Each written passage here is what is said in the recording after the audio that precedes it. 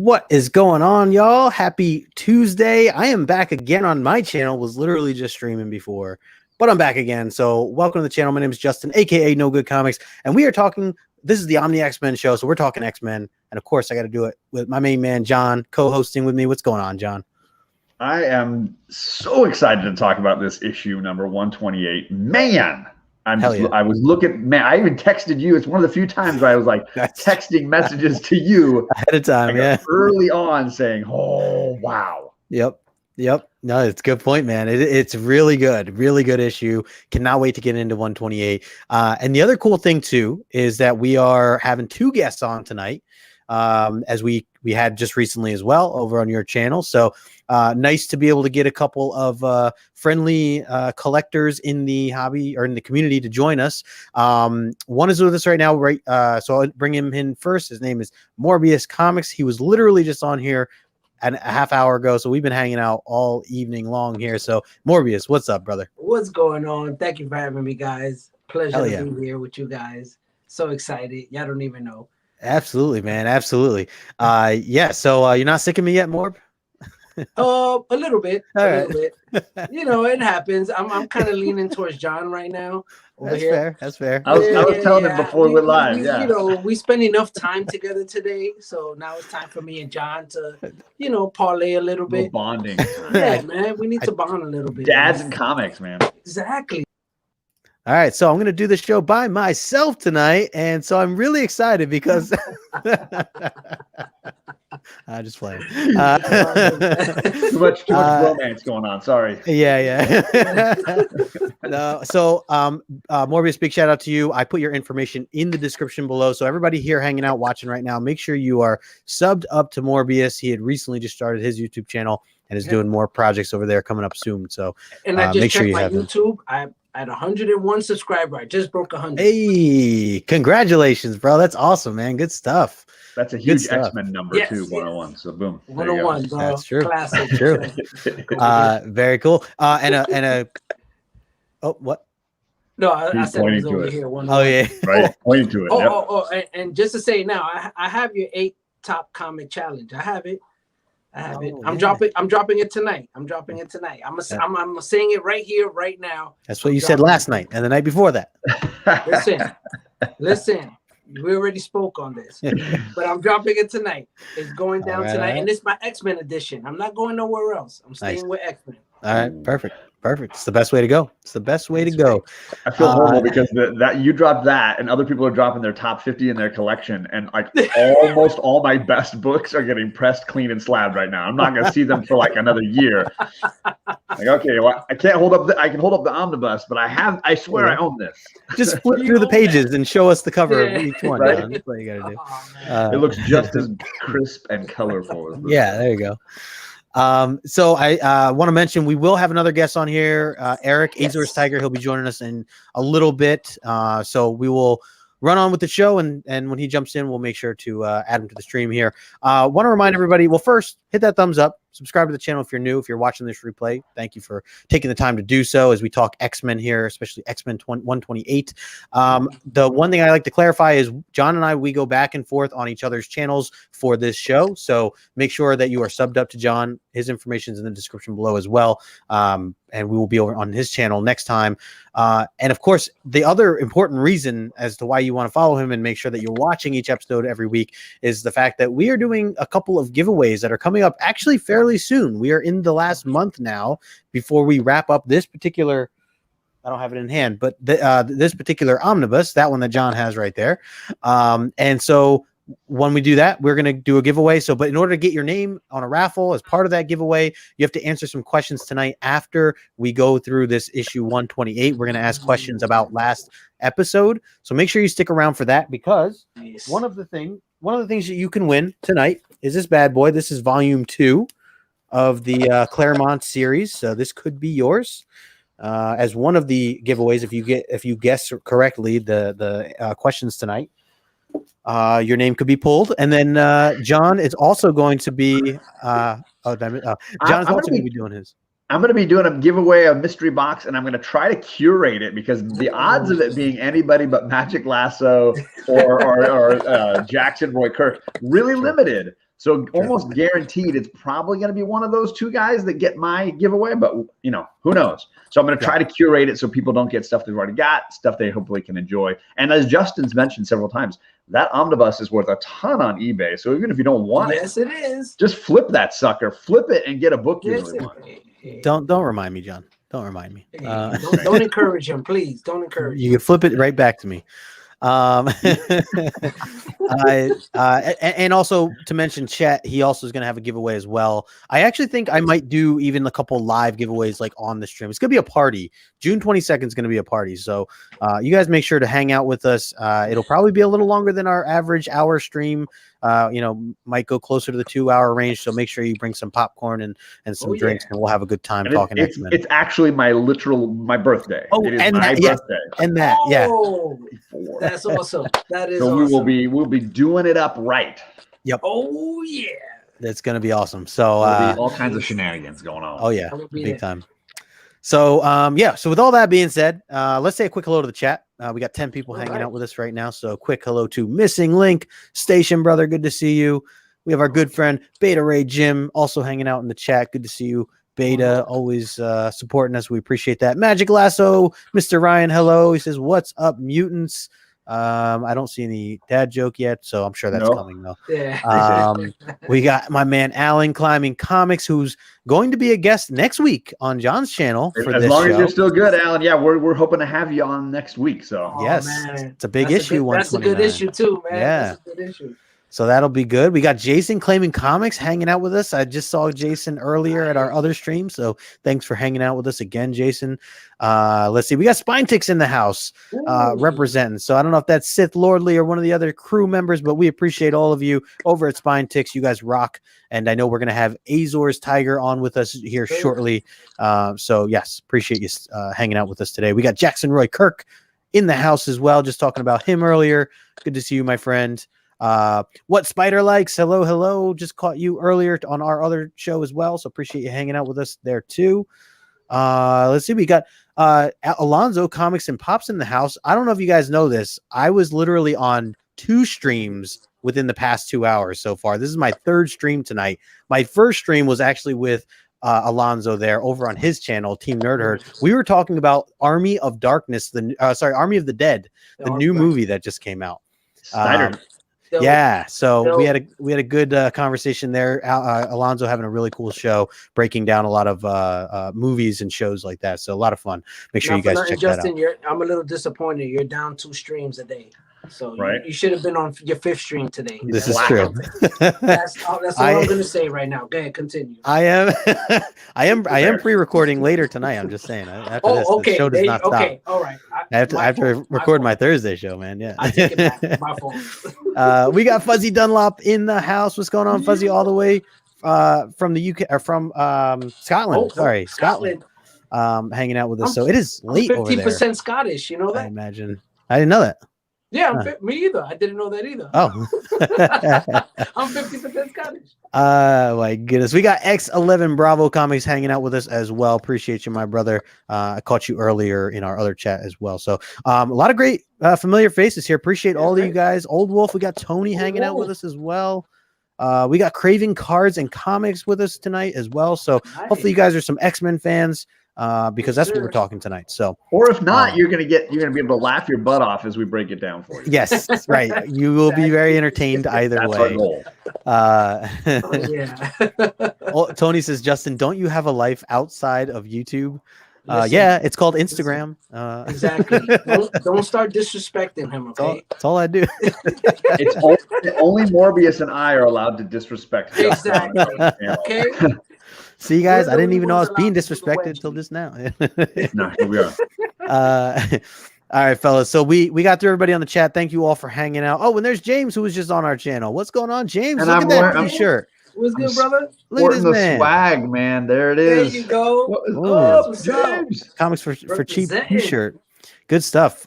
He was just on our channel. For those who missed it, it was a good time. So thanks for hanging out with us, James. He was a guest as well, breaking down some X-Men with us not too long ago. So we got 14, 69, 15 that's all people I'm with us. So, all right, let's get some initial thoughts here from you guys. So I'm going to pass it over to you, John. We're talking about X-Men 128. You got a nice copy there? Oh, let's see. Oh man, I'm so mad. Very nice. Yeah, I mean, I had forgotten how. I mean, this book has I got a good crease going down the center there. Sorry, you can kind of see it right there. I take back everything I said. Yeah, you should. Never mind. But I had forgotten how good this issue was.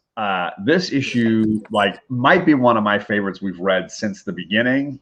For me, I think this is just an absolute rip-roaring fun ride. I'm usually the Deputy Downer when it comes to some of these issues. I'm pointing out all the things I don't like. I'm taking shots at everything. But I enjoyed this issue a ton. And when partnered with the 2 issues preceding it, I think it makes the perfect sort of ending note to this Proteus storyline. So I'm very excited to talk about this. What would you grade it? This is at least a 9.5. I might be going up above that. I'm definitely loving this book. All right, that's up there. 9.8. Let's go 9.8. Let's go 9.8 white pages. 9.8 white pages. We'll go with 9.8 white pages. There you go. Can't beat that. Nice. Good stuff. All right. I'll pass it over to Morbius. Morbius, what were your initial thoughts on X-Men 128, and what would you grade it? Oh man, you know what? Once again, I gotta agree with John. It is a great book, great read. You know what? As a Wolverine fan, it really gave a lot of depth to Wolverine. You know, because if you really read into it, there was a lot of firsts for him. You know, when we get to that point, I'll point it out. You know, but there was definitely a lot that I took from it as far as my core characters, like Colossus and Wolverine, you know? So I really feel like there was a lot of shining moments that I really appreciate in this book and in this storyline. So, and like you said, when you correlate that, you know, with the past story, you know, what happened in the last issue and issue, you know, it kind of makes so much more sense, and it kind of brings the story to fruition.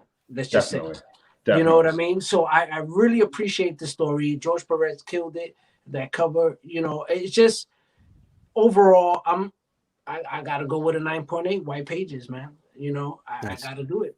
I really enjoyed it, man. I really do. And the fact that I got so much out of it, it gave me so much more depth with the characters. That's why I gotta say that it's a 9.8. And you know, I'm not gonna go with a slab. If anything, I would say it's a raw 9.8. I like it. Let's just keep it 100. It's a raw 9.8, but I'm gonna give it a 9.8 as a raw copy. Nice. There you go. I love it all day. Yes, sir. I am with the both of you. I really, really enjoyed everything about this issue. Everything from just the character development, seeing them having to make certain decisions, even though they may have been torn based on other parts of the story, which I know we'll get into details on. I feel like it was a learning experience, and seeing the characters grow, you know, in this issue there's a lot of that. So obviously the artwork was just tremendous. Loved everything about that as well. So I think this is the first time that we have across the board where we're going to throw something like 9.8. So I'm with you guys with the 9.8. James saying 9.8 or James bust. is saying near mid. Yes, that's right. That's the perfect shirt for this issue. And honestly, if I'm able to put aside my love for certain covers or the key relevance of certain issues like 94 or 95, if I can put that aside, just read it as a reader, like we all should be, this might be the best issue Claremont had done up to this point. Yeah, it's certainly up there. I'm gonna agree. I'm gonna agree. Yeah, I can't deny it. We got my man Outcast Raptor hanging out with us. What's going on, Rich? Good to see you, my brother. Long time no see. Hope you're well. And thanks, Fuzzy, for subbing everybody, man. I appreciate it, man. I saw that. Yeah, and James just hit 800 thanks to Fuzzy. So big shout out. I'm inching my way to 1,500. I'm like, I'm still like 20 something away. James, so I'm about to hit 100 back down to 7.99. Yeah, let's keep him at 7.99, guys. Let's keep James down to 7.99. We love you, James. Lazo says, I still remember buying my copy of this issue from Half Price Books about 2 decades ago. Nice shape, good price. That's awesome, Lazo. Very cool to hear. James Phelps in the house. What's going on, James? Hello. Appreciate you hanging out with us. We got 20 people hanging with us right now. Nice. totally agree with this. 9.8 or bust. We'll have to see what Eric rates this when he jumps on, because we'll see what happens here. Hey, man, Let's see. great book, Voice man. says, is Morbius on 56K? Who remembers 56K? What's wrong? What's wrong? Am I? Oh, his internet. My internet. I'm lagging. Yeah, you're chopping a little, but we can hear you, so it's all good. Okay. My bad. No, you're good, man. You're good. It freezes on your smile, so we know you're happy. It looks like you're very happy. So we'll go with that. Let's see. Jackson Roy Kirk says, "Poor Byrne, not always on the cover. Maybe it was payback for Perez not doing the annual cover. Oh, perhaps. But I don't mind. I feel like for those first 30 issues, they kept Byrne off of the covers a lot. There were a lot of Cockrum covers through this run. Yeah, and so it feels a little funny that that Byrne is finally starting to get a few covers all of a sudden. He really had to earn that cover spot. Big time.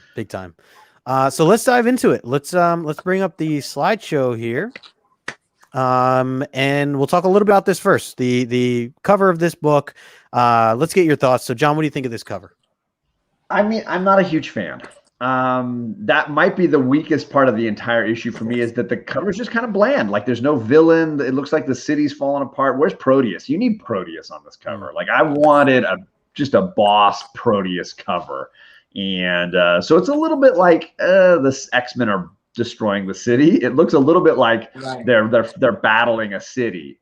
Yeah. And so for me, and if the point was to do a cover that's like psychedelic, like the city is falling apart and we're getting all psychedelic, it's not doing that either. This feels very much just like a collapsing building, and I can't tell if Cyclops and Colossus are destroying it or not. Like, but that's just what's happening. Right. That's fair. Morbius, what'd you think? Same thing what John was saying. It's very straightforward. There's nothing really spectacular about it, other than what makes this a beautiful cover is that this is the first time that you have the full team on the cover. This is actually one of the rare covers where, that you actually have a full, because before this, you really didn't have the full team. You never had the 100% team, but here you have the whole team on the cover, which brings you back to where they fought, oh my God, I'm like went blank right now. Canadian. Alpha? Alpha Flight. Alpha Flight, correct. This brings you back to the Alpha Flight. You know what I mean? It's kind of like a reminiscent to that Alpha Flight cover. But this is actually the first cover where you have the full team on the cover. So this is what makes it cool about this cover. It's not spectacular as far as artwork, like John was saying. It's not something where it's like, awe-inspiring, where it's like, oh my God. But it definitely has a coolness to it where you look at it from that perspective, where you have the whole team on the cover for the first time. So I thought that was pretty cool about it, But as far as artistically, it's not like next level, artistically. Sure. It's really not. Well, it's fun, and it's funny that they had gone so much of this run, and there was always somebody missing, right? The Giant Size doesn't have Banshee, and there's several covers where it's like Wolverine is the only guy that's missing. Like, they've got all these other guys, but there's no Wolverine, and it's funny how that's happened repeatedly. And it's crazy how Wolverine is such a pinnacle character, but yet Wolverine is the least character that you would find on an Uncanny X-Men cover. Yeah. You will not find, he's the least character that is drawn on all X-Men Uncanny covers. He's always in the background. He's like tucked in somewhere. He's never seen, but yet he's such a powerful and such a pinnacle character within that group that I mean, we're all like me. I'm a super fan of Wolverine, So it's like, but yet on the covers, you rarely saw Wolverine on it. Of all the characters, he's the least shown on all Uncanny covers. Absolutely. Which is why I think that first standalone issue where he's like fighting all those guys in the like warehouse is so sought after, because it's like he's all alone on a cover and he's just messing guys up. Rare. Yeah. For anybody who's collecting any Wolverine covers, go pick them up, man.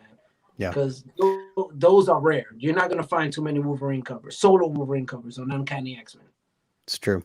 Hey, we got J Hood Creative hanging out with us. What's going on, J Hood? Good to see you, my friend. He says, I'll be listening while I'm doing homework. I appreciate that. Let's see. We got my man Chamorro Cinema in the house station. Chamorro, good to see you as well. Let's see.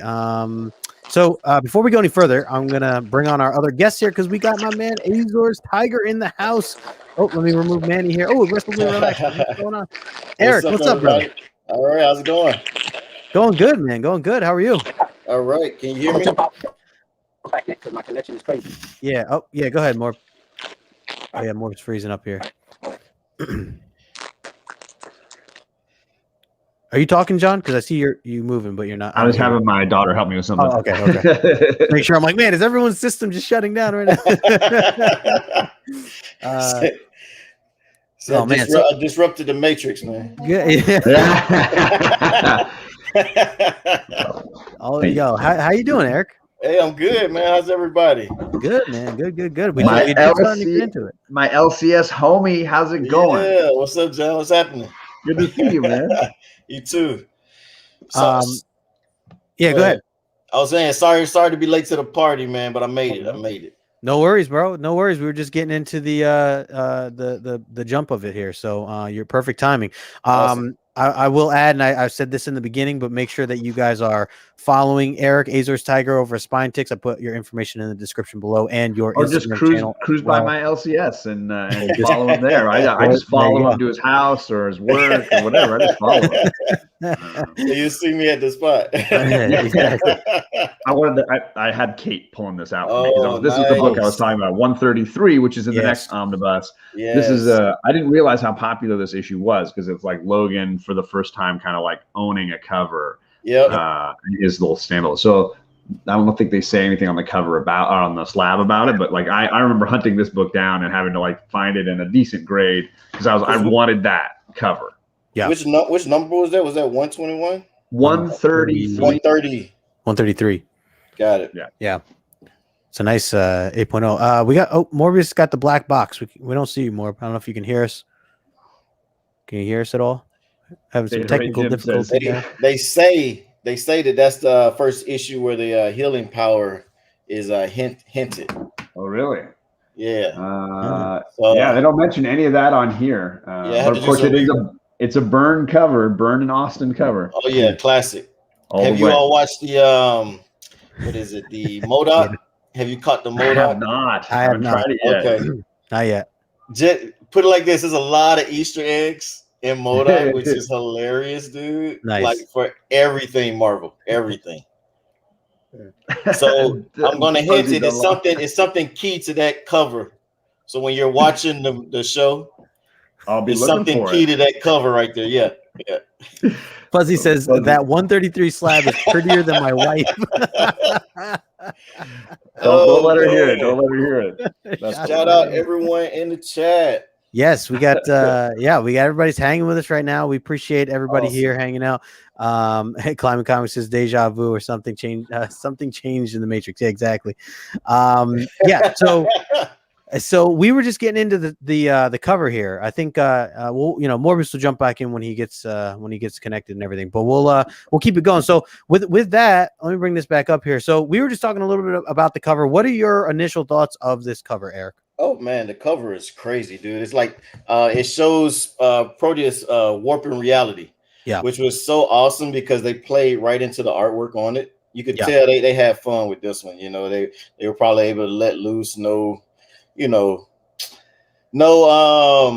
like not caged in, you know what I'm saying? So no restraints.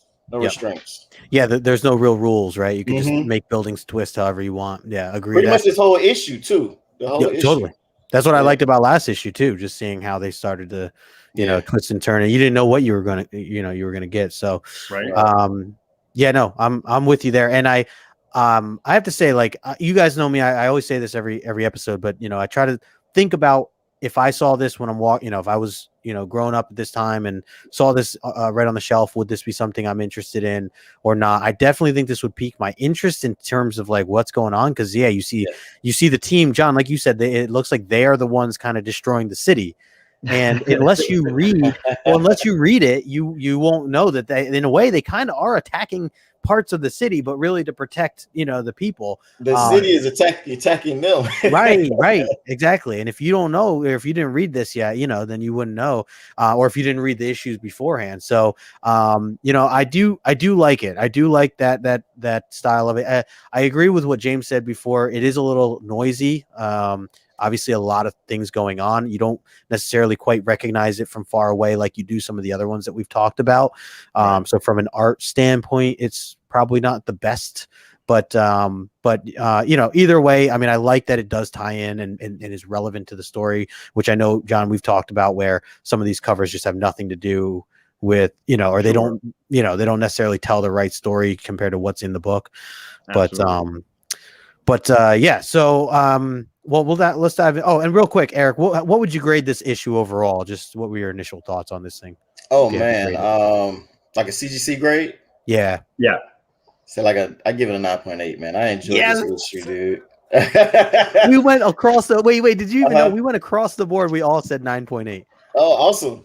Yeah, man. I enjoyed the issue, man, because we got to see Proteus.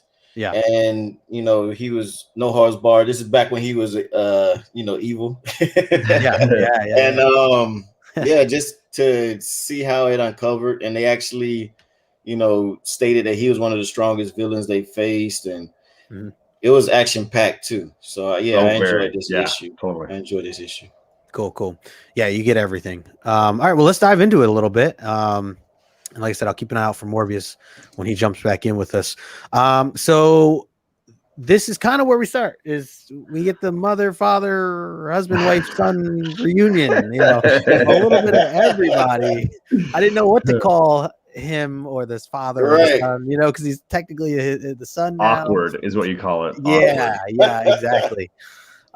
So, we always like to take a look at these first, that first splash page. I like how it does continue kind of what this whole story is about. You can see the whole world, the whole town, the city, the buildings around getting flipped around and twisted, and people are falling different directions. And I will say, I love the psychedelic look of this splash page versus the cover. This is so much better. This is so much more interesting. The ground, the color on the ground, the crazy green sky going on behind, like, this for me is almost better than the cover. I can see that. I like the solid green. It reminds me of Trav Moore with the Silver Surfer Black. Yes, that type of artwork is like, you could tell like he probably looked back on all of this, and that's my stuff. Absolutely. Alan says, "Hey, Back to the Future, awkward." I know, right?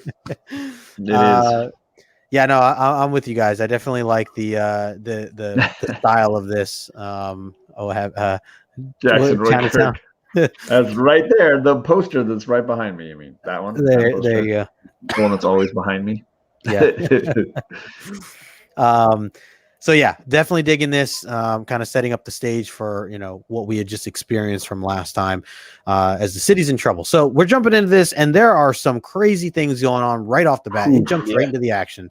Eric, like you said, there was just a lot of action involved here, and it's not necessarily a clean fight. As we learned from the last episode or last issue, it's not just a straightforward fist fight here. It is a lot more than that.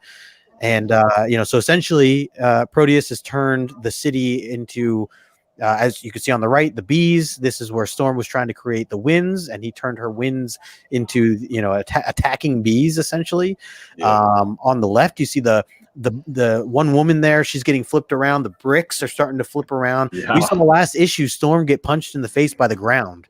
So that's right. Yeah, so anything can happen here. And the other interesting thing is Cyclops here is trying to shoot the buildings to protect these people, but it's almost like questioning, like, well, what's real and what's not. And I almost feel like it's risky in a way, especially for Cyclops and the power that he brings. That he could be damaging something or hurting somebody, but at the same time, obviously he's trying to do good. He's trying to save what he sees as a building, attacking a woman, essentially. So a lot going on here. Totally. Lots of great action. I love the gold colors that we've got going on here in a bunch of different spots, whether it's the bees or the buildings or just the lightning and stuff. Like, I think they do a lot with yellow that really I was digging a ton. Yep. Well, there's a lot of Mysterio vibes going on with this stuff. Oh, too. For sure. He's definitely the Mysterio villain of the X universe. was a great comparison. Morbius. What's good, my brother? What's happening, man? Chilling, man. I'm back in it. There he is. Yeah. And I was looking at Storm, and I was just like, those bees, like, not for nothing, because I'm Latino. It's just like, she looked like, not for nothing, if I was to caption this, she'd be throwing a whole bunch of rice, like, at the wedding. Like, it would just be like a shitload of fucking rice, like, just being thrown at a weading. Like, when I read it, I'm just like, yo, that's just the vibe I got for that second. I was just like, yeah. This? She's that la suegra. She's going crazy. La suegra. She's going crazy with it. Yeah, way too excited. And that's the married couple there ducking down, like, oh my god, she's gonna kill us with rice. That's hilarious. Oh my gosh. I'm still waiting for sorry about throwing in some Spanish, but I'm still waiting for a really great Mexican horror film called La Suegra. It just sounds like a really scary monster movie, right? Rolls off the tongue. Hey, make it something, man. Make it, dude. Make it. You know what I'm saying? La Suegra, that shit is scary. It is. And it just means mother-in-law for those that don't know. Jackson Royce Kirk, he's talking about something different, but I'm just going to light it up for this particular comment because it could also tie into John's movie here, as he says, love that movie. Send investments to John's Comics for Kids. Right. Lasso says he's roughhousing Velma. Yeah, so John had described before that Moira looked a little bit like Velma in some of her previous a little Scooby-Doo there. Yeah. All right, so let's keep this going here. I highlighted so this is glad you highlighted this for me. Yeah, This is a deep couple right different things here. John, go ahead. You want to talk a little bit about this? Like last time, we joked that like at this point, Wolverine needs a handle on the back of his costume because everybody's carrying him around everywhere. The guy can't fly, so he's always the fact that the Lorna just basically turned his belt into the handle that she needed. I just loved it. She just grabs him by the belt, wedgies him off. I love it. Polaris for the save. Yeah, so good. But to me, it was this right here meant so much to me because if you read the last panel, he's excited to get away from a fight for a first time. Yep. For the first time. This is right here. This is pinnacle right here for Wolverine showing. He's being very humble right now. So to me, like being such a big Wolverine fan, like when I read this, I was like, holy crap! Like really? Like you actually like afraid? Like you're showing fear? Like you're happy that you're not part of this fight? When every time I've read you, you've always been ready for the fight. You've always been ready. That's all you've been dying for. And to read this right here where he says, I'm glad, I'm not a part of this. It shows a lot where it shows his weakness. It shows his humility where he's like, you know what? I right now I can't do nothing. I can't add to the fight. I can't bring anything to this fight right now. So the best thing I could do is get the fuck out of here. Yeah, he definitely brings it back. I mean, we highlighted some things from last issue too, where it was the first time where Wolverine was just like stunned. Yeah, to the point where Cyclops had to actually like kick his butt in gear and kind of shake him up a bit to say, hey, like I need the Wolverine that I know back. And I know we poked some fun at it last episode, but yeah, it's definitely a big moment here. Big, big right here. For him, yeah. So the other thing too I wanted to highlight with this was that he talks about his senses going crazy and that how it's messing up his senses. So it for those who had we have an understanding of his abilities and one of them being him having really good senses. Well, this is completely throwing it off. Like those senses are out the door, and that's a big part of a weakness for Wolverine. If he can't sense things, I mean, that's one of his, that's one of his powers right there. So it definitely takes a lot out of him. Right. So anything that alters his reality, you're going to alter his senses. It's going to throw him off. Right. It's going to throw him completely off. So once you alter his reality, you have full control of Wolverine, and that was a big thing for exposing Wolverine's weakness in this issue. That I felt early on, was really big, Yeah, I get the same feeling when I take off in an airplane. and my whole reality is just I need a paper bag and ears pop. Huh? Oh, yeah, it's not good. Yeah, ears pop. Yeah, it's not good. My eyes pop. Everything. Eric, any thoughts on these panels here? Man, I didn't know what Proteus was going to do, so it's like just watching him distort, the surroundings and everything. I was like, man, is he going to like start changing the people into other characters? Anything. That's probably what Wolverine was tripping, because he didn't know if he made a sudden move, if it would end up hurting someone else, Right. Yeah, I mean, technically he could even Proteus could turn Wolverine's claws into like, flowers or grass or something, something weak, or the man, I know this is totally off kilter, but when they had Mysterio change everyone's character into someone else, and he thought he was killing the bad guys, and he ended up killing the X-Men, that type of man thing. Logan.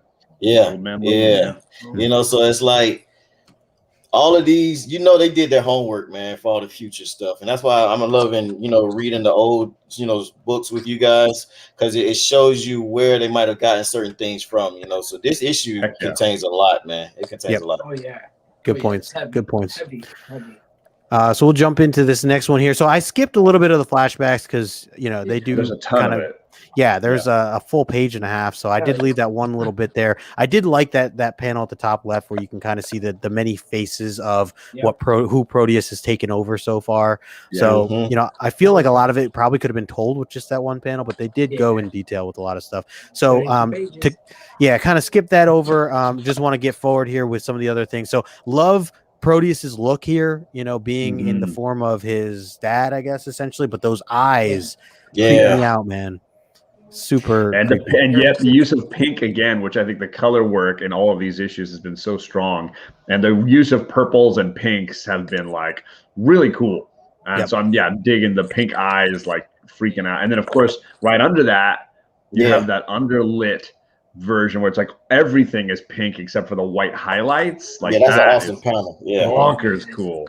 Yeah, super creepy. Yep. And the chest hair. He's got the major chest hair. He got that 75. All the curls. Yeah. Yep.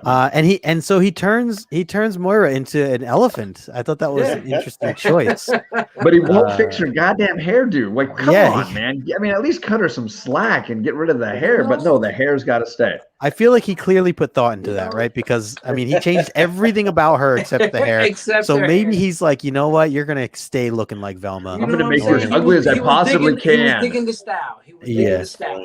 I'm gonna ruin your nose and ruin your body and ruin. Nah, the hair's already done. Yeah. He was like, "That's what turns me on." We're getting a glimpse into what Proteus is into. Oh my god, this is so disturbing because it's like her son and her husband all at the same time. It's wrong in so many ways. Oh my god. So on the top right hand, we get the crowd returning kind of back to normal as he puts the city down, essentially. But I thought that this was important too because this is where Banshee really, you could see his heart really show here, where he wants to go save Moira, but Cyclops is reminding him that there are bigger things going on right now, and that in order to truly, you want to be a hero here, like this is bigger than me, bigger than you, bigger than your love for someone. If we want to save the world and save the people, we need to take action in other areas. So I thought that was just a big moment, and even as a leader for Cyclops to be able to wake Banshee up and just say like, hey, I get you're going through some stuff right now. This sucks. You're in pain. You're sad, but we need to focus. Or else we're all dead. He was a straight soldier. That was very directional. You know what I mean? It keeps you going. It keeps you going on the the storyline. It keeps you right on the path of where you need to keep going. Yeah. Well, and I think even Brandon was able to admit, like, over this arc, like Cyclops gets us time to shine as a leader. And I think he's been missing that over a few different little story arcs here. And it's kind of nice that he gets a little bit of that. Yep. Yeah, he was telling Banshee to take the emotion out of it. So he was like, get back in soldier mode, because the only way we're going to take this guy down is if we all work together. Yep. Yeah. Spot on. Yep. I think I was supposed to have a note here and I didn't add it, but what the Farouk? It's probably that, man. Damn it. This goes back to what you were saying, Justin, about Wolverine hurting someone. This is where I wanted to touch base on. Yeah, absolutely. And go ahead, more. What would you like to share here with these? No. Exactly what you were saying, where distorting the reality, where he's unsure if his actions are going to hurt someone or not. But the fact that he's die hard on the fact that he has to, put himself out there for his teammate. Yeah. And he's going to take that chance, and that chance becomes, it's in his favor. This shows it right here in these panels, and that's what I wanted to touch on when you were saying that Wolverine, he's willing to take that initiative, but at the same time, he understands that what he's doing has a lot of consequences behind it. It was like his claws get turned to flour, and he attacks somebody. At the same time, he knows what he's doing. He knows that he's taking a risk, but that risk, the fact that he's saving a fellow teammate is bigger than anything else. And if I have to hurt you a little, fuck it. You know what I mean? It's like, at least I'm saving you. I'm not killing you, but I might hurt you in the process of saving you. Yeah. Right. And that's Wolverine all day, right there. So that way she didn't suffocate in that amber. Right. He didn't end up scratching her too. Right. He was like super surgical about it. He did not end up cutting her at all. At all. So that goes into play with the fact that he's at the same time he's dealing with this reality warping effect, but yet he's still able to manage himself to not hurt his teammate, and at the same time put himself out there to the fact that I might hurt my teammate, but I didn't do it. And this is really touching right here, because him and Storm do have a strong relationship. Yeah, totally. Right. You know what I mean? So this is the beginnings of that. So I felt like this was like a fruition of what's to come. Later on in the comic title. Yeah. Another thing too that stood out to me was just how he talks to Storm here when he says, "Nice try, witch." Like, he's so confident in what he's doing, and and I mean, Storm was confident too, but he completely took her out. Just kind of scary to think how powerful he really was in this situation compared to someone like Storm, and how almost there was some doubt. There was some doubt. Just threw. Yeah, no, totally. He had some doubt in his voice. So see, and then that brings us. So he breaks the shell, or breaks the glass here, gets her out of it, and then we get to see a little gun action, but not from Moira, who we're used to seeing with a gun. This time around, we get Banshee. Yeah, and the best part is I don't know where he got this gun either. He clearly went into one of Moira's stashes. Oh yeah, he knows Moira well enough to know where she's stashing all of her guns. He's been hanging out with Moira too much. They stay packing. Yeah, exactly. But I know that if Chet were in the chat, he would be highlighting how this is a hero moment for Banshee, who has 0 powers right now, has no way to offer anything of value, but he finds a way to contribute at just the right time and in just the right way, and balls out. Now Moira would probably say, "Why didn't you unload the clip? Like, why you just dropping? Why one bullet?" He pops the one and then pauses to talk for a little bit instead of just let's just unload the clip. But what are you gonna do? There you go. Jax from of course says Banshee's got a gun. We got Comic Mag Musings in the house. What's going on, Comic Mag Musing? Thanks for stopping in. And we also got Joel the Geek in here with us. What's up? What's up? What's up, bro? Ashton is not a mutant's friend. No. So there's that kind of keeping this going. Holy moly, this is his way of taking out Banshee. And this sucks because Banshee can't fly, as we know. So listen, what's that? I was laughing at this. Like you read it and you're like, okay, the ground opened up like it was like a matter of seconds, like milliseconds. But the brother had like a mini paragraph to break down how the ground underneath him opened up, and and when you're reading it and you're like, okay, when you're falling, like you're like, yeah, okay, yes, I see that, and you should be like 20 miles underneath that hole by the time you're done with this paragraph. Like, it was a Wile E. Coyote moment, right? Yeah, exactly. There's nothing. He's like, he has time to look around, think for a second, and then delayed. Me. Yeah, just a tiny bit delayed. I thought this was interesting though, how Cyclops here kind of guiding Nightcrawler to take care of this and use his ability to do this. But of course, that kind of backfires because Nightcrawler thought that he had got to him pretty quickly, but as he's trying to get back up, is noticing that it's a lot longer of a distance. And it kind of goes to show how powerful Proteus is and what he can do. Exactly. And he closed the hole. He closed the hole on them and everything. And then covered the top. That was dope. So and then Morbius was going for the kill, man. He wasn't playing around on this. Oh, 100%. And that bottom part there, it's small, a lot smaller. But Banshee or Nightcrawler was saying that it took all of it out of him, all the energy out of him, just to be able to bamf him up, as far as he did. Cyclops too. Cyclops, he pushed himself to get to that. Oh yeah, big time. So I wrote here, Phoenix for the win. This is where it's almost like, why didn't we just send Phoenix in at the very beginning and just have things go at it? Like save time, but of course we got to create some sort of drama beforehand, so but this was cool too, man. Peanut butter and jelly sandwich. She was just on the sidelines. Yeah, she's on the bench. So like, all right, you're in. She's like, "Yeah, ready? You ready?" Your time is now. Go. It's almost like they still don't realize how powerful Phoenix is. Yeah, that's true. Definitely, it shows that they haven't finalized her power. They were still right. They were and then she doesn't either. Yeah, right. You could definitely see it. Yep. So I do like how we see him at the top right. He's just like perishing there at first, at least, as she's hitting him with the psychic mind blast. But then some things happen and we get Carmen from the new Gilliam March series. What? Hold on. That was cameo. That was good. Yeah, the cameo. So everyone thinks that March has been writing this right off the bat, but they know that she made an appearance here in X-Men 128. So I love that panel. You're a funny Rod guy. here. What's up, Rod? What's up, Rod? Rod? Good to see you, brother. It's good, man. Once again, they show how strong Proteus is. He's able to figure out Phoenix, and then he's able to withstand Cyclops and Havoc. Oh yeah, that's right. Yeah. And the slash from Wolverine.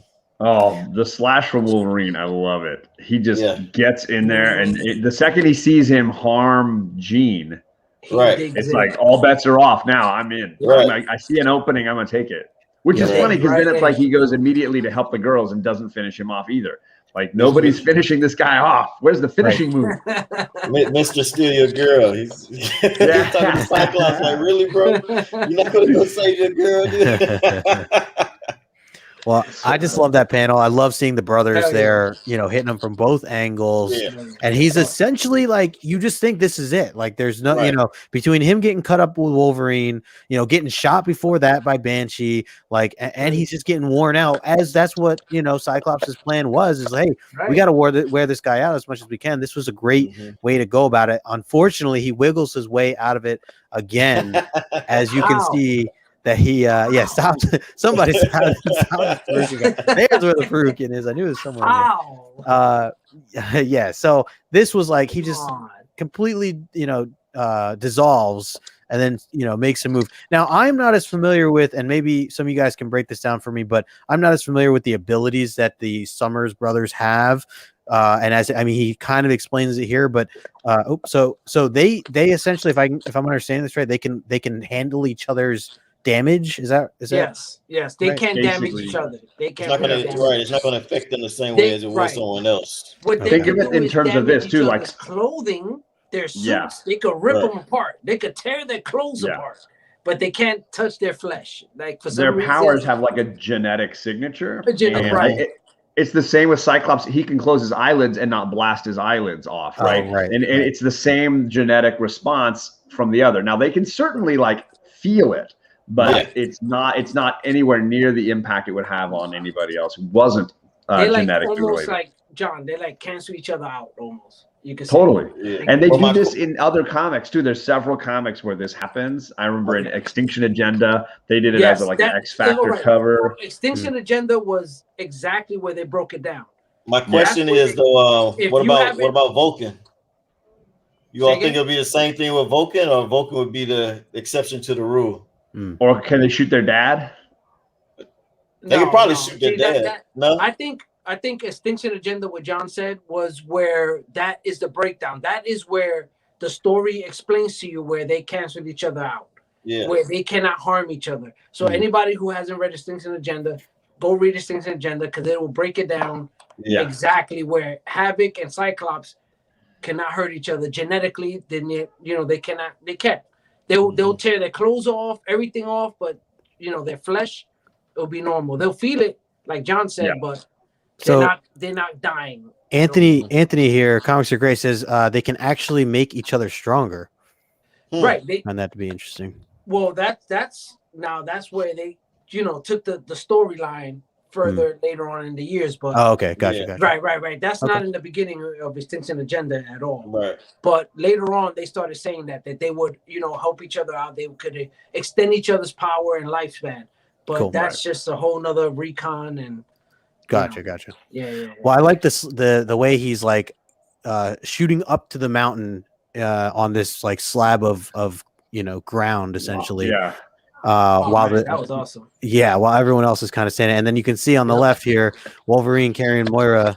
She's hanging for her life, but that's just not enough as he ends up, scooping her anyways. So now he has her again. This was thought this was kind of interesting of a strategy here. I don't know what. John, do you guys ever see this happen again in comics? So I think the misunderstanding that a lot of non-X readers have is that Cyclops is shooting lasers, and he's not. These are not lasers. These are optic blasts, which are basically like a concussive force. They're not heat. He won't melt things with this, right? And so what he's doing is just basically hitting Wolverine in the back pretty hard to slow him down, to buffer his fall. So if it was a laser, this might be a very different experience for Wolverine. But what it is it's really like a fist punch, like to slow him down. He's just blasting him to slow him, which I thought was kind of cool and clever. And anybody without maybe a metal skeleton and a healing factor might not be able to handle what's going on there. Right. Yeah, but it's creative thinking. I've never seen that. This is the first time. I've never seen it again. This is the first time I've saw it. It's so crazy, man, with the older reads, because this stuff now, after everything we've read from the new X-Men and Wolverine and stuff, like that would like be nothing for him. Right, exactly. And all the at stuff the he's same time, been through, right? Yeah. At the same time, they're still trying to figure out these characters. We're talking right, exactly. Very early on. Very early, exactly. So they're still trying to figure it out. So, A-Bands, kudos. This was awesome. Yeah. I thought it was great. I felt that this added a lot to the story. Yes. Where it shows the team unisons and everyone working together, and Cyclops becoming the captain, the leader that he is. And he's showing that right there, So I felt that was necessary, and I dig it. Even though it's not going to happen and we're never going to see that again, but I thought it was dope. We got Uncanny Swag with us. What's going on, Swag? Good to see you. All right, so it's I didn't even know what to say for this when I was writing out the text, so I just wrote out. Basically, you can describe it to anybody who hasn't read this. Cyclops blasts Wolverine in the ass, and Wolverine says, "I'm going to be black and blue forever." That's the moment. That's what happens. That's the synopsis. Yeah, that's the synopsis. Read between the lines. No way you can take that out of context in any way. No, that was very straightforward, very, very direct. Moving on here.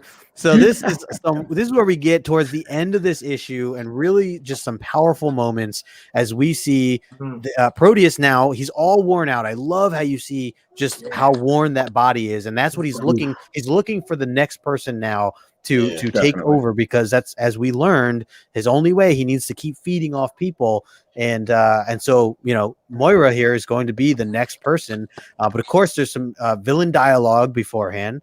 To buy a little bit of time, and then I just thought it was really cool to see Colossus come up from behind, even on that bottom left-hand panel, to see his hand come up, and then just like Michael Jackson and Thriller, man. Yeah, exactly. That's my man right there. I love Colossus. Yeah.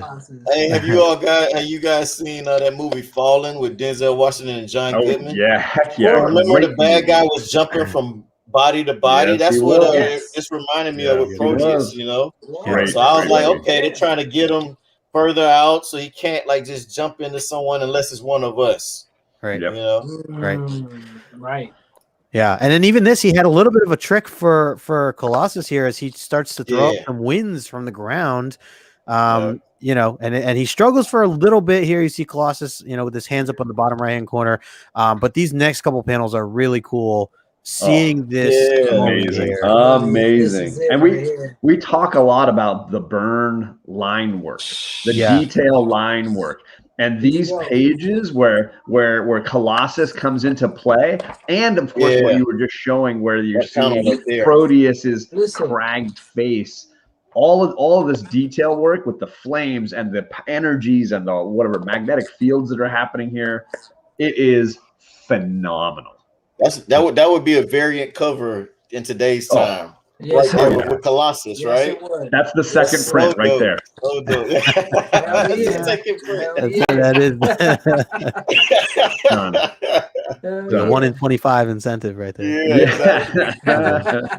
Like, take our money. I didn't even know how to show this because I wanted to blow it up, and you know, because it just doesn't do it justice otherwise. It's like so dope, man. Thin thing. So that bottom right hand, like him punching right here, man. The whole transformation, very special moment for Colossus. Which, you know, in this, Colossus has kind of been quieter throughout these couple of issues. So it was also nice to know that he's kind of the one to get that final punch, you know, that final, you know, finish him kind of move and step up. Because, you know, as we know, his weakness is metal. So that's a big part of why he's exploding here. And so I feel like this right here was to help solidify Colossus as a character in the X-Men, you know, family. I feel like this issue right here, for me personally, when I read it, you know, growing up, it helped me love Colossus so much more because I'm a big fan. When it comes to X-Men, Wolverine, Colossus are my 1 and 2. Yeah. You know, and I'm a big fan because, and this right here helped me solidify that because it showed me that Colossus is not just like because he got jokes. Don't get me wrong. You know, he got the jokes. He says some funny stuff, and Colossus on the sideline. He's a big guy, brawny guy. But at the same time, this shows you that when it came down to it, the team, there was no one else. No one else that was going to pull it through. Yep. And Colossus came through. And he was willing to make that sacrifice. And that's what showed right there to me when I was growing up that I was like, man, he's such a valuable player. You know, he's not some sideline, you know, guy like, you know, all these other characters that you would see on the sidelines, like, you know, all the old school characters, you know, when they first started with, you know, Firestorm and, you know, all these, you know, you're just like, oh, okay, these are like, you know, but it solidified him as a key player in the X-Men anarchy, you know. To me, this was it right here. Growing up, like, to me, this solidified it for me. You know, Wolverine, Colossus, my go-to guys when it comes to X-Men. This was the book for me. That's why all day praise it. You know, it was amazing. I like that. Yeah, Anthony here saying I think Colossus doesn't get enough props today. He has juggernaut level strength, but he has the heart of a poet and brother. Yes, he does. Man. Well said. Amen, brother. Well said. So we get this big explosion, and then wrapping up here, we get some of the ends here. Seeing the rest of the team down at the bottom of this cliff, this mountain. They don't know exactly what's happening. They're assuming something big happened. I like how we see the team fly up thanks to Phoenix, and she just carries them all up there. That's another thing. She didn't think she was going to be strong enough to do that, and she just did it like effortlessly. Yeah, right. She was worn out here at this point, right? I think this was a Phoenix and Colossus issue right here. Yeah, and with subtitled Wolverine. Yeah, Phoenix, Colossus, subtitled Wolverine. I love Wolverine team. So good. Yes, Wolverine saying, "Oh, Petey, don't be dead. I don't have enough sparring partners." Yeah. That's where his mind is, right? He's like, wait, who am I gonna fight now? Right. You know, this is awesome, man. Awesome book. So yeah, they get kind of this happier ending here. Obviously, Moira's very destroyed still. This is definitely heavy for her, and as a reminder to the reader that this is her essentially her family that she had to put down in a way, and she knew it was coming, but it still is just like clearly hitting her now. And they're seeing that, and as that bottom panel, you see Banshee running up, and that brings us to this kind of nice wrap up moment here as the last panel. But seeing them I in will the say background, she also, I mean, she knew this was coming because she totally took a shot at him 2 issues ago, tried to put him down with a rifle 2 issues ago. Right. If she'd aimed well enough, she could have done it and saved her husband. Whatever. Yeah. Yep. He didn't deserve to live. That guy was on to the next life. Exactly. Yeah. Definitely a great panel though, to end it off. For sure. Yeah. Let's see. X11 says you always wanted to give Colossus a huge hug and say, "I noticed your efforts, big guy. I saw what you did. Good job." Yeah, exactly. Nice pat on the back to the big guy. On the chin right there, buddy. Yeah. Love you. So we are wrapping. So that's the end of that. We can jump into the numbers here a little bit. Okay. I forgot to change the facts here. It's supposed to be one.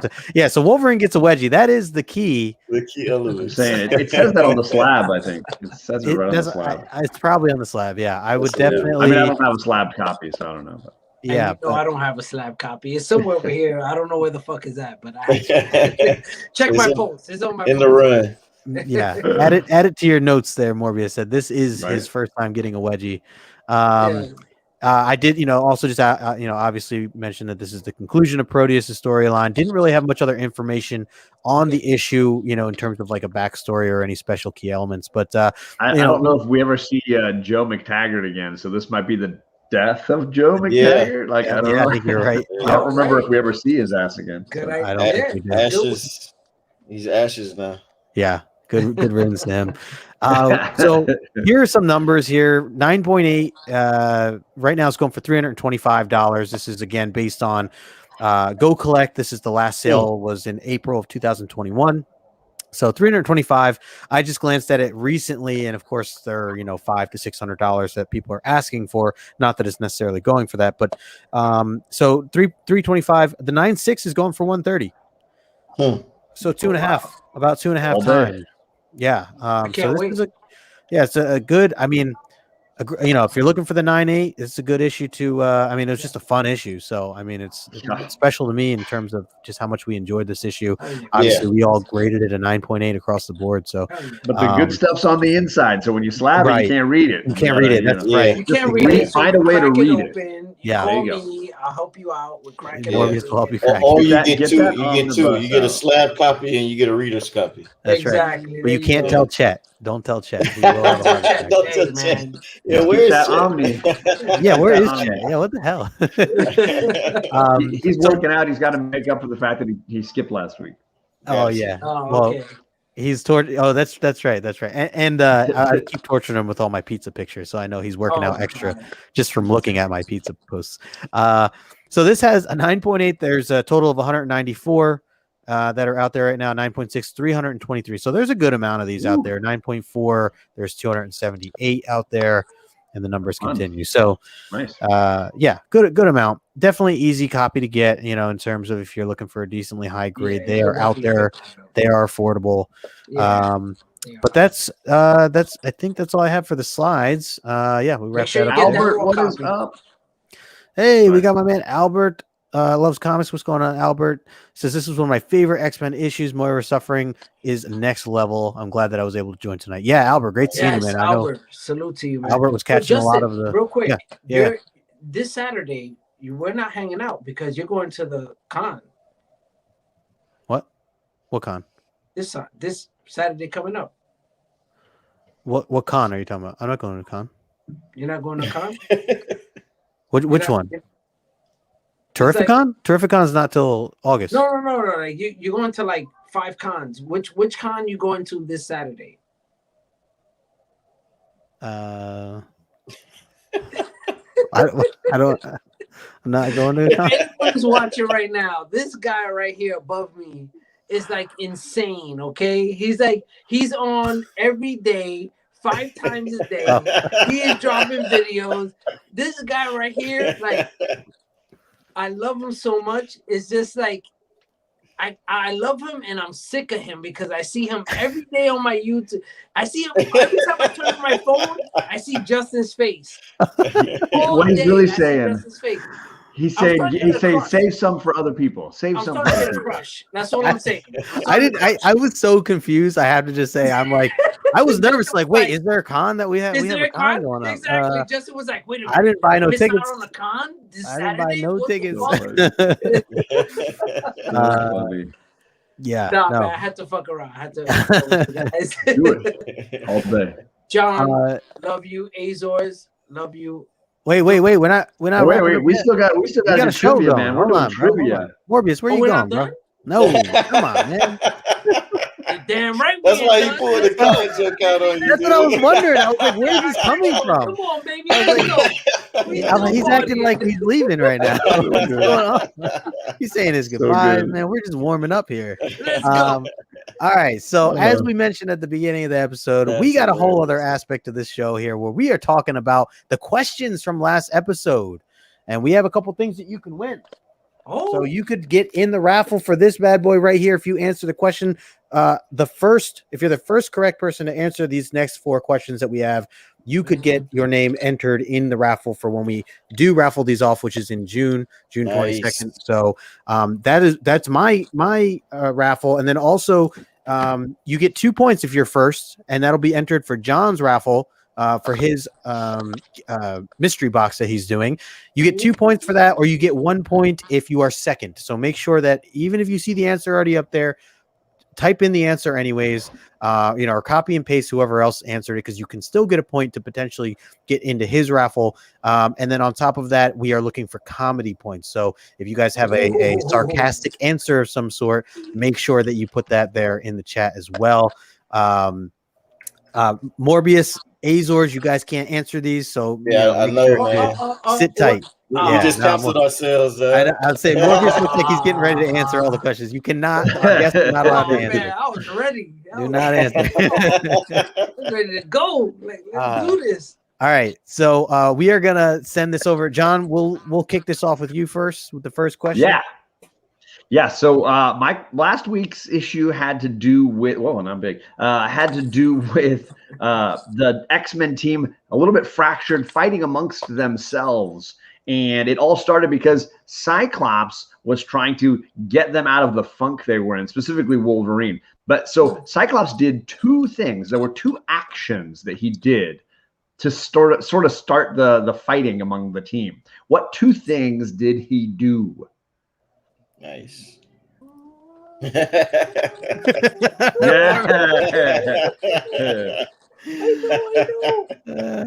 So yeah, we're looking for 2 answers, guys. We got 16 people in the chat, by the way. Appreciate all you guys hanging out with us. Wow. Make sure you hit that thumbs up. Make sure you're subscribed to all 3 of these gentlemen here if you're not already. And we are looking for 2 answers here. So what was it that was done? A couple new subscribers tonight, so thank you guys for the subscriptions. I appreciate it. Nice. Thank you, man. And remember, if you have something funny, we will take it as well. I think I see one correct answer, but that's just mean. Oh, come on. Wow. Anthony, come on, bro. You can take some guesses. Joel the Geek says he said tacos are a sandwich, and Wolverine has gray hair. Okay, so the correct answers are from Lasso. And then second place was Jackson Roy Kirk. Boom, the Cocoa, yes. Those 2. I would have accepted coffee too, because I don't know that they specify if it's coffee or cocoa. I don't know. Beta Ray Jim says, put on headband, use shake weights. Yeah, there you go. All right, so last one. Split on those comedy choices there. I'm gonna go with Joel the Geek though, with the tacos are a sandwich. That would offend a lot of people. Yes. There you go. All right, so I have Magic Lasso there for the number 1. Lasso gets the raffle ticket, yeah. Okay, so let's see. Yeah, Anthony said he was out because he didn't catch last episode. That's all right, Anthony. You could always have some humor and maybe get potentially on the board, or take a guess. Some of our questions are you could guess by naming all the different team members, and eventually you'll get it right. So hang with us, brother. Hang with us. All right, my first question here. Let me pull my questions up here. So first question here. Who? Did I write the right one down? Oh yeah. What did Proteus change Moira's gun into last issue? She had a gun, as she normally does, but then Proteus, with a snap of a finger, basically turned it into something completely different. What was the item or the thing that the gun was turned into from Moira's perspective? Morbius is like a little kid right now, just jumping up and down his chair. He's all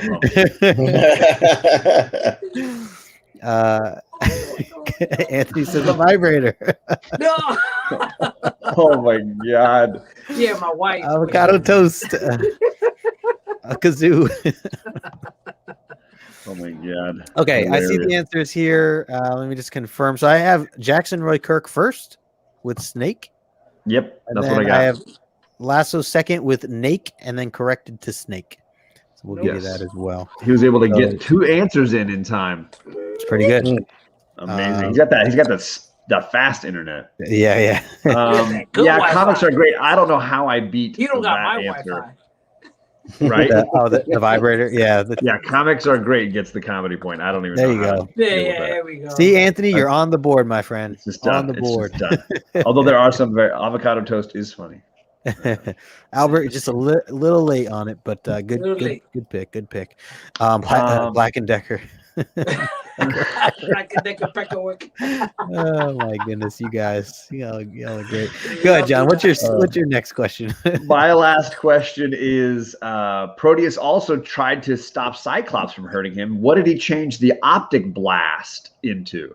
When he fired the optic blast, Proteus changed it so that it didn't harm him. Yeah, this was pretty cool. It into. We kind of mentioned it on the show. What we thought it was. Right. This reminded me of the Reality Stone. Don't cheat, Morbius. Yeah.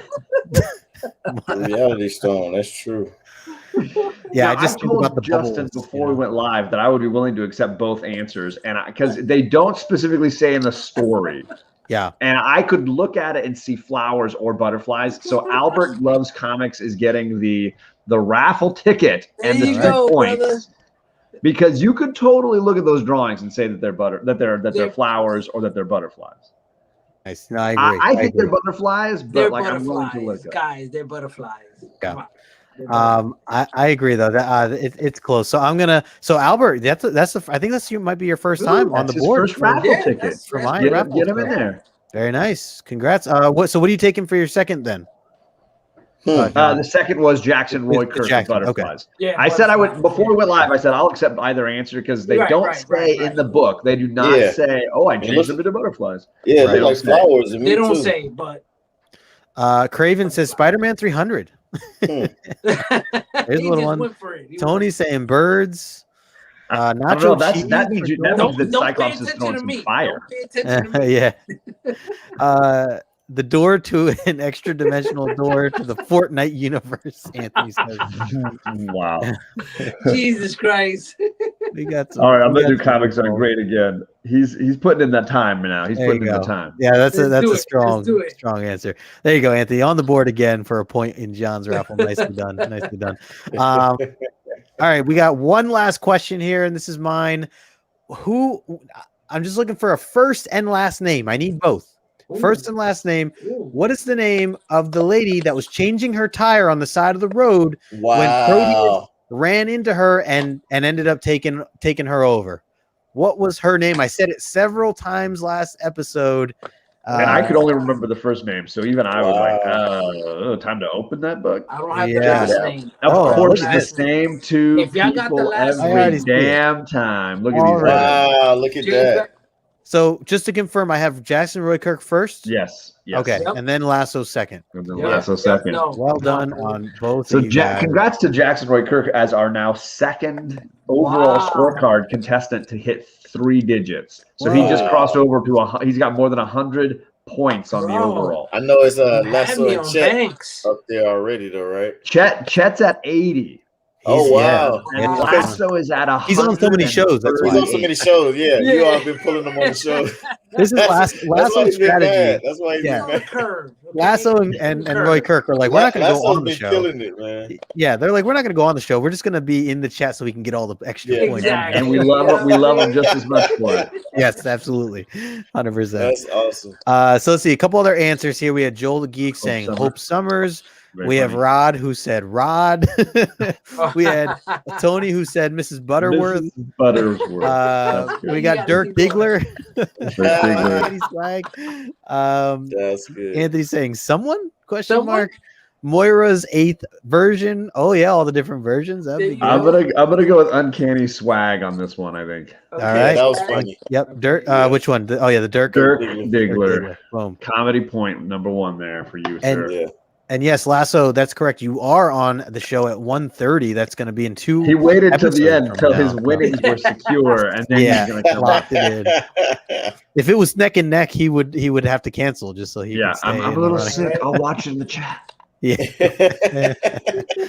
But Lasso's basically guaranteed himself a prize at this point. Because I'm gonna give my mystery box to whoever's highest on the list who hasn't won a prize at the end of the night. So guaranteed, Lasso, you're getting something at this point.